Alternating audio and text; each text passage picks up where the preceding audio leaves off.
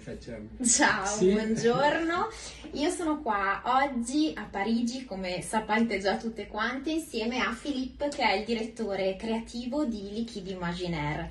Ci sembrava una tappa dovuta e lui è stato molto gentile oggi a chiacchierare con noi e a darci, insomma, la sua disponibilità e la sua ospitalità. Abbiamo già fatto delle chiacchiere insieme. Buongiorno.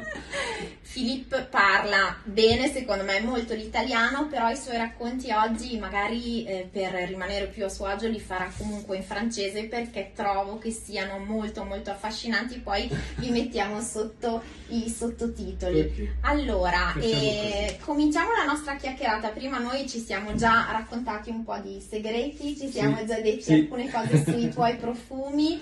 E Filippo ha una storia molto affascinante, molto interessante, perché lui non viene dal mondo del profumo, ma ha iniziato nel mondo dello champagne. Sì, no, è come un profumo, ma non esattamente lo stesso. È un profumo per l'interiore, per la bocca, ma non per il corpo. Si possono legare il mondo del vino con il mondo del profumo.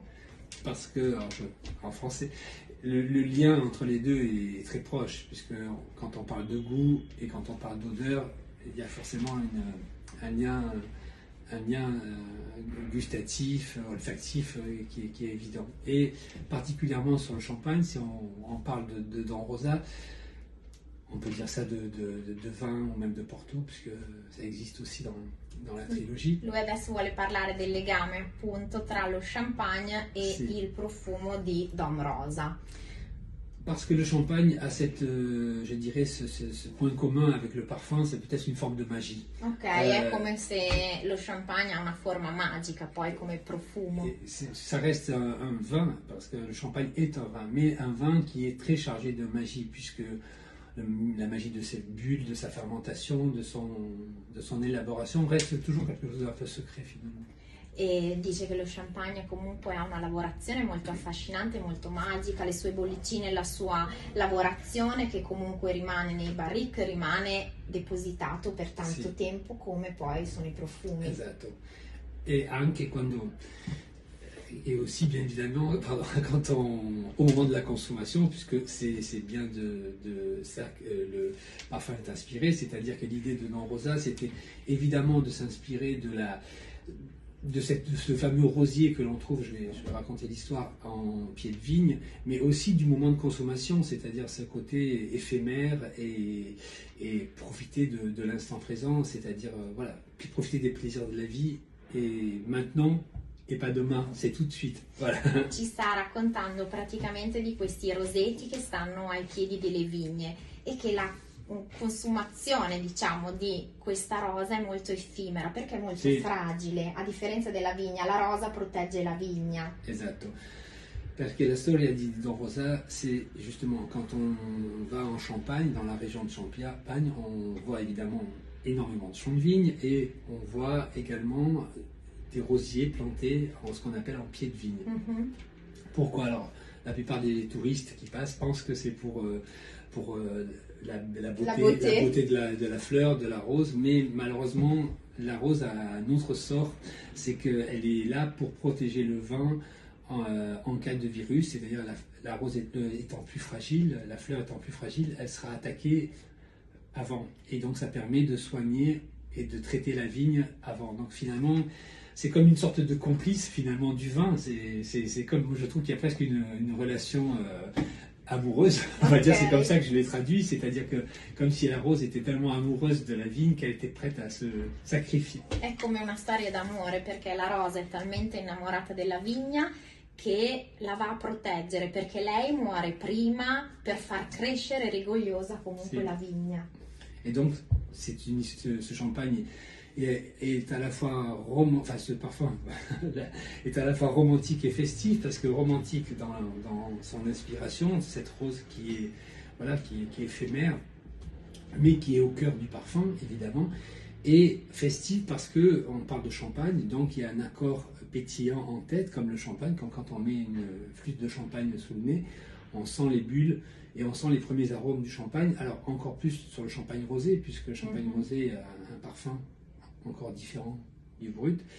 Et donc, mais ces bulles symbolisent évidemment la célébration, la fête, et comme la joie de vivre, évidemment la French touch aussi, forcément un esprit français. Donc c'est tout ça qui est incarné dans ce parfum. Mais c'est aussi un message pour moi, quand on ouvre une bouteille de champagne, c'est pour partager. Déjà, c'est pas un alcool qu'on boit tout seul, donc c'est un alcool de partage. Donc pour moi, parfois il est aussi pour être partagé avec les autres.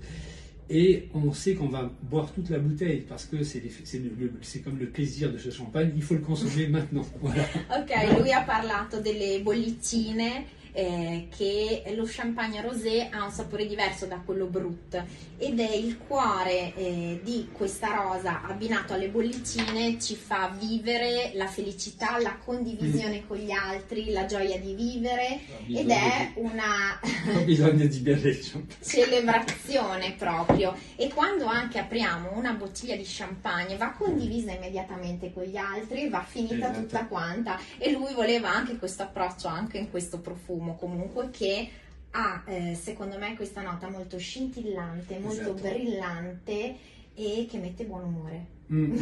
C'est ça. Donc il y a une dimension effectivement de partage. Enfin, le message, c'est vraiment ça. C'est vraiment quelque chose de très positif. C'est pour ça que l'histoire du départ de cette rose en sacrifice, elle est quand même au final, c'est de la symbolique, parce que la symbolique est très, très présente dans tous les parfums liquides imaginaires. Il y a toujours un symbole très fort qui est la source d'inspiration. Ici, cette fameuse rose, on va dire, sacrifiée pour la beauté du vin. Donc la fin est heureuse. Esatto, lui dice che l'inizio può essere un sacrificio della rosa, però dopo riusciamo a trovare la parte più positiva. Tra l'altro diamo una piccola anticipazione perché nell'anno nuovo, tra febbraio e marzo, uscirà un'edizione particolare del Dom Rosa, che è un'edizione millesimata, quindi più concentrata. Si, alors, est spécial parce qu'en France, c'est toujours inspiré de l'univers du vin. Quand on parle d'un vin et également d'un champagne, on parle d'un millésime. Alors, Dom Pérignon, je dis Dom Pérignon, c'est un exemple, même si c'est pas il y a aucun lien avec la marque, attention. Mais on peut dire Don Ruinart, parce que ça donne deux exemples. En tout cas, toutes les grandes marques de champagne ont ce qu'on appelle des cuvées spéciales. Ok, quindi tutte le marche di champagne fanno delle edizioni speciali, c'est des cuvées spéciales, c'est-à-dire ce sont des millésimes. Ok. Et pourquoi millésimes? En général, les millésimes ne sortent, par exemple, que minimum tous les 7 ans. Okay. Parce qu'il faut attendre le meilleur raisin, c'est-à-dire que le chef de cave va attendre la meilleure année et il va décider, cette année, ça sera un millésime. Okay. Donc c'est vraiment... voilà, c'est pas en général il faut au moins 7 ans, le champagne reste en cave plus longtemps, donc c'est vraiment quelque chose de beaucoup plus macéré, beaucoup plus intense. Quindi i millesimati sono più macerati proprio perché sono più intensi, perché rimangono in deposito più tempo. Sì. Ok.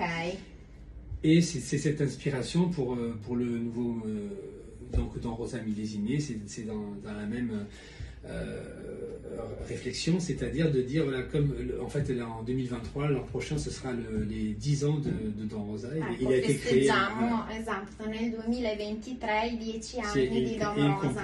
E quindi esatto, questo è un bellissimo omaggio a questo profumo che sarà una versione ancora più bollicina. Esatto. Ok. Plus intense, più avec plus de justement plus de long lasting aussi. Ok, quindi più persistenza, più tenuta. Persistente perché il primo era veramente bien sur la peau, mais on parle de quelque chose aussi d'éphémère, de festin, alors que celui-ci on est beaucoup plus finalement dans l'intensité. Più penetrante, più intenso, ok.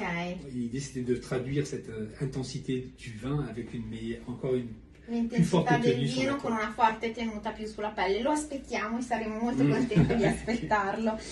Io mi sono innamorata di questa linea usando Blanche Bette.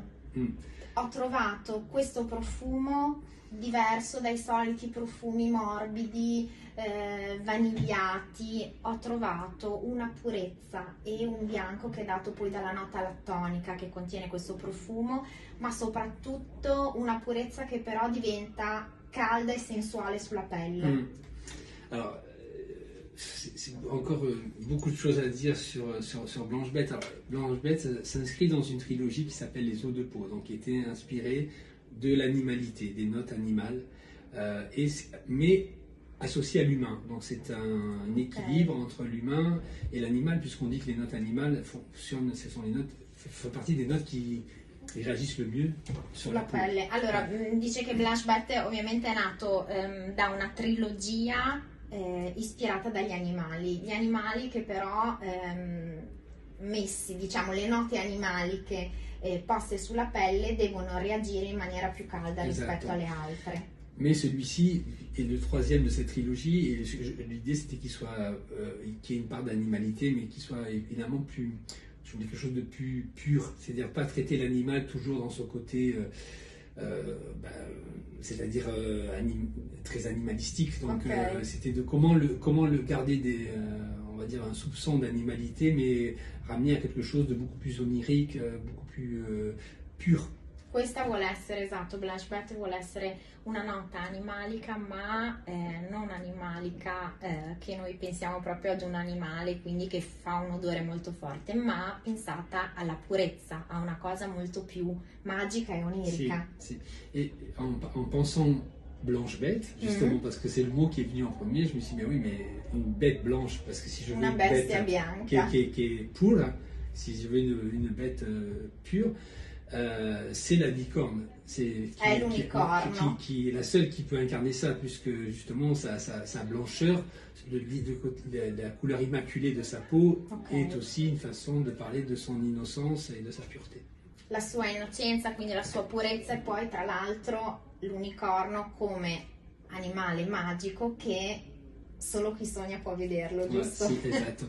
Et donc, comme je fais souvent pour tous les parfums, je me suis vraiment... j'ai lu beaucoup sur le mythe de la licorne et de toute la symbolique qui va avec. Donc évidemment, on parle toujours de la corne de la licorne. C'est pour ça qu'on chassait cet animal sauvage, parce qu'on voulait lui prendre sa corne qui a le pouvoir de purifier les eaux et les poisons. Mais cet animal étant très sauvage et très malin, c'est impossible de la chasser. Donc la seule solution pour arriver à la capturer, c'était de la séduire en installant dans un jardin de fleurs blanches, donc très, très romantique toujours, une jeune femme vierge et pure de cœur, on va dire. Allora, lui ci sta raccontando che praticamente ovviamente l'unicorno, avendo questo corno poteva avere... poteva purificare le acque, e quindi veniva offerto tra l'altro ai papi e ai re, nel senso come simbolo, in regalo, perché era molto prezioso. Ma dato che era un animale selvaggio e non si poteva catturare, l'unico modo era attrarlo in un giardino fiorito di fiori bianchi, mettendo al centro una giovane vergine che fosse pura, in modo che il suo odore potesse attrarre l'unicorno. Con il cuore puro. Et la licorne arrive et en général elle pose même sa tête sur la jeune fille, et c'est à ce moment-là qu'on peut éventuellement la capturer si la jeune fille a vraiment un cœur pur. Si c'est pas le cas, l'animal reste très sauvage. Ok, allora praticamente diceva che questo unicorno si poteva avvicinare a questa giovane vergine, appoggiare la sua testa sul suo corpo, e solo se lei era veramente pura lui poteva rimanere lì ed essere catturato, altrimenti lui rimaneva selvaggio e scappava via. Ma pour traduire toutes ces évocations et la narration, évidemment, donc la pureté, l'innocence et le cœur pur, évidemment, avec Louise Turner qui a travaillé sur le parfum, l'idée c'était de travailler cet effet lactonique, très lacté, puisque le lait évoque la pureté et l'innocence. Donc, l'ispirazione appunto per ricreare questa nota che fosse pulita e pura, hanno pensato alla nota del latte, che il latte è bianco, immacolato, purissimo. Esatto. Mais associé, alors, je ne suis pas un grand amateur des parfums gourmands, mais l'idée c'était quand même de donner une forme de douceur quand même, puisque quand on veut parler de tendresse, de douceur, enfin il faut passer par la douceur. Donc il faut trouver le bon dosage. Esatto, bisogna equilibrare perché lui ha detto non sono un grandissimo amante dei profumi gourmand, ma questo voleva rappresentare la morbidezza e la tenerezza. Sì, esatto. Et donc il y a cet accord lactonique vanillé qui est très addictif, puisque c'est censé être presque le charme de cette fille qui attire. Esatto, questo accordo lattonico vanigliato che crea lo charme di questa giovane donna. Mais quand on parle de la licorne, puisque c'est un mélange entre cette pureté, cette innocence et la licorne évidemment. D'ailleurs la licorne n'est pas forcément au féminin, c'est pas une bête féminine, donc elle apporte sa part de masculinité aussi. Et comme on sait, on parle souvent de l'animalité des fleurs blanches, puisqu'on dit toujours que les fleurs blanches, la carnalità dei fiori bianchi. Et donc l'animalité est apportée par ces fameuses fleurs blanches, notamment un jasmin vintage e une très belle tubéreuse. C'è una tuberosa bellissima, esatto, molto inebriante, c'è questo gelsomino un po' vintage che è un gelsomino un pochino particolare. Esatto. E io sento un pochino di cocco, gliel'avevo detto. Esatto, è vero. Et il y a la note qui, on va dire, qui met tout ça, parce qu'il y a aussi beaucoup de... On dit aussi qu'il faut avoir, il faut rêver très fort pour avoir une licorne. Il faut avoir, parce que c'est aussi une sorte d'imaginaire. La nota che facesse venire fuori la potenza mystérieux de l'unicorne, cette apparition, elle est traduite par un captif Givaudan, donc c'est une molécule unique qui s'appelle le mystical. Ok, dice che ha usato una molecola che facesse venire appunto fuori la persistenza, anche la tenacia di questo profumo. Sì, e questo parte mistico. E questa parte misteriosa. E misteriosa anche.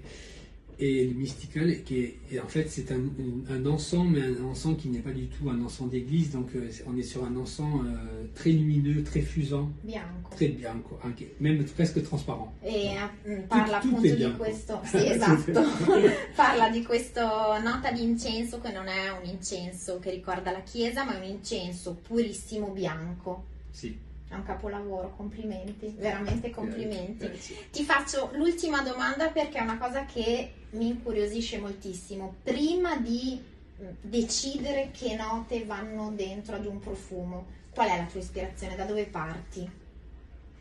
En fait, l'inspiration, déjà, en fait, Liquide Imaginaire se construit sur une trilogie. Okay. Alors pourquoi si je fais ça, pourquoi une trilogie par exemple ici les eaux imaginaires, c'est parce qu'en fait j'aborde une histoire en 3 parfums. C'est-à-dire que ces 3 parfums ne sont pas forcément faits pour être mélangés entre eux, mais par contre ils incarnent chacun un personnage. Ok, allora c'est lui comme dice, io parto un roman ou un film.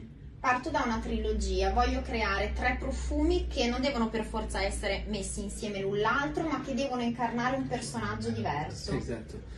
Par exemple ici sur les eaux imaginaires, si on regarde cette trilogie, c'est donc 3 destinations imaginaires. Donc ça c'était ça l'idée, c'était de travailler 3 destinations imaginaires, toujours liées au liquide.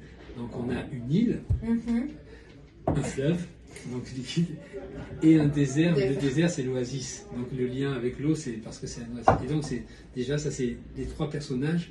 Tre luoghi comme les personnages qui incarnent 3 destinations. Okay. Et ensuite j'invente, je pars toujours d'un mythe ou d'une légende existante, comme pour la licorne, et ensuite j'en fais quelque chose par contre de très contemporain, parce que j'aime pas de la nostalgie. Enfin, je veux dire, dice io creo qualcosa di molto moderno, molto contemporaneo, non mi piace la nostalgia del passato e scrivi probabilmente esatto. Prima di cominciare a decidere le note, scrivi delle parole. Tout le temps, parce que en fait c'est vrai que la parfumerie a souvent un côté nostalgique. Mais moi, le passé ne me sert que pour aller vers le futur. Okay. C'est pas du tout avec la nostalgie, c'est au contraire. Il y a eu une histoire, une légende, quelque chose qui a été tellement puissant qui a traversé les âges. Et je me dis, bah, dans ce cas-là, si cette histoire a pu perdurer comme ça, on peut encore la poursuivre et la réinventer. Dice io parto dal passato ma per arrivare al futuro, per arrivare alla mia risposta probabilmente in quello che tu vuoi mettere dentro il tuo profumo per andare avanti e per creare qualcosa di molto moderno. Parce que pour moi le parfum c'est justement ça, c'est pas regarder derrière les souvenirs etc. C'est important mais ça on les a tous déjà. C'est pour avancer puisque les parfums accompagnent la vie. Et la vie, elle est devant, elle est maintenant. Accompagniamo le emozioni, accompagniamo le parole, la poesia, tutto l'immaginario.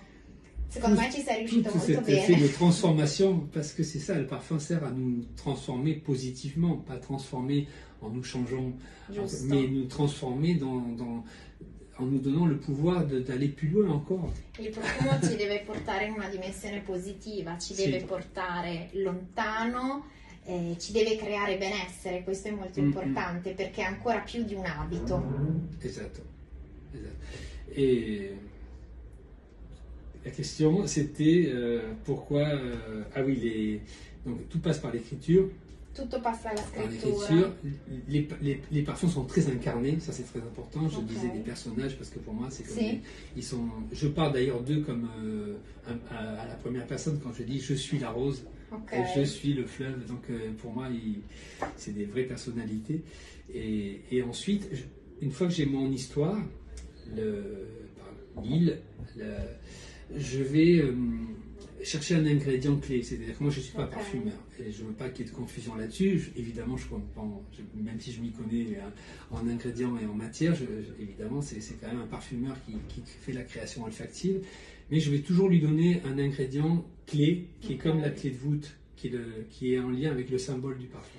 Allora lui dice quando io penso ai personaggi, ai luoghi dove voglio andare, do al profumiere un ingrediente chiave che deve essere poi lavorato, ovviamente abbinato ad altre note, ma l'ingrediente chiave nella mia testa glielo do io, ok? Et parce que après tous les autres ingrédients doivent venir autour. Esatto, tutti gli altri ingredienti devono stare attorno per sostenere l'ingrediente chiave, appunto è pensato. Et d'ailleurs, c'est pour ça qu'on a par exemple ici, si on parle de pourpre, c'est un mot, je ne sais pas en italien comment on le traduit, parce que c'est même en anglais. Porpora. Isola c'est mieux en italien que ça, non? Viola, voilà, parce que c'est une couleur très particulière, d'ailleurs, qui est aussi très religieuse, hein, mais l'histoire est très belle aussi, alors, parce que le pourpre, en fait, est un pigment naturel qui provient d'un coquillage.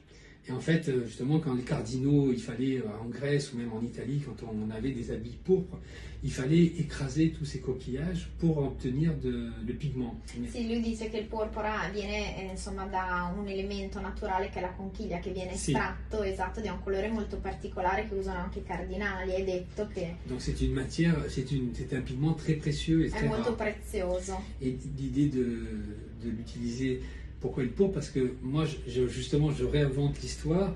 Ces coquillages qui sont pourpres, enfin, dont on exploite la couleur pourpre, je dis qu'en fait, ils sont autour d'une île qui s'appelle l'île pourpre, sur laquelle il y a un arbre, et cet arbre a des fruits qui sont très mûrs, et lorsque les fruits très mûrs tombent évidemment au sol, ils ont le sucre du fruit est coloré, il est pourpre, et c'est ce sucre qui nourrit les coquillages qui sont autour. Ok, quindi praticamente dice che in questa isola ci sono questi frutti molto viola che il loro succo tinge le acque, tingono le conchiglie e da lì tutta l'isola diventa viola. Et en fait le fruit c'est une figue. Il fico è l'ingrediente chiave di questo profumo, è un fico nero. Et c'est très différent parce qu'évidemment la figue noire elle est beaucoup plus liquoreuse, beaucoup plus sensuelle, et c'est le fruit mûr qui ensuite va nourrir ces coquillages, et c'est le point de départ. È tutto molto molto affascinante, starei qua delle ore a parlare con lui, ma dopo io lo farò. Io intanto ti ringrazio Filippo per la tua disponibilità, per i tuoi racconti magici e meravigliosi, e sono sicura che anche tutte le persone che ci seguono abbiano trovato molto molto interessante questa intervista preziosa per me. Grazie a tutti. Grazie mille. Grazie a tutti. Grazie.